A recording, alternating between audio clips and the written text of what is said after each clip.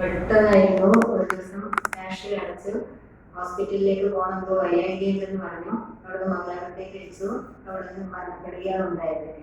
അപ്പൊ അതിനുശേഷം നമ്മൾ വീട്ടില് മരണാനന്തര ചടങ്ങുകളായിട്ട് ബന്ധപ്പെട്ടൊക്കെ പോയപ്പോഴാണ് മനസ്സിലാകുന്നത് അവർക്ക് യാതൊരു ബന്ധവുമില്ലാത്തൊരു കുടുംബം, കരക്കെത്താൻ പറ്റാത്തത്ര ബുദ്ധിമുട്ടുള്ള ഒരു കുടുംബം, ഭാര്യയും ഒരു 3-4 വയസ്സുള്ള ഒരു മോളും മാത്രം.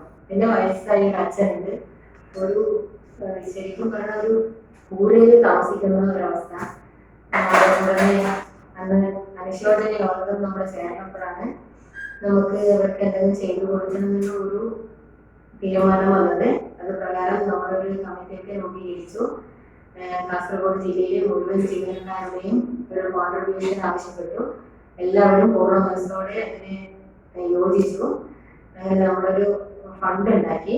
ആ ഫണ്ട് സാമാന്യം നല്ലൊരു തുക കിട്ടിയത് കൊണ്ട് തന്നെ ഒരു വീട് വെച്ചു കൊടുക്കാമെന്ന് നമ്മൾ തീരുമാനിച്ചു. അതനുസരിച്ച് അവരുടെ വീട്ടുകാരായിട്ട് ബന്ധപ്പെട്ടപ്പോൾ വളരെ ചെറിയൊരു സ്പേസ് സ്ഥലം മാത്രമേ അവർക്കുള്ളൂ. അതിന്റെ ഒരു പോർഷൻ കൊടുക്കാൻ അവർ സമ്മതിച്ചു. അങ്ങനെ നാട്ടുകാരെയൊക്കെ ഉൾപ്പെടുത്തി അവരുടെ രാഷ്ട്രീയക്കാരെയൊക്കെ ഉൾപ്പെടുത്തി ഒരു കമ്മിറ്റി ഉണ്ടാക്കി. അതിലേക്കും എത്രയും പെട്ടെന്ന് ഒരു നമ്പർ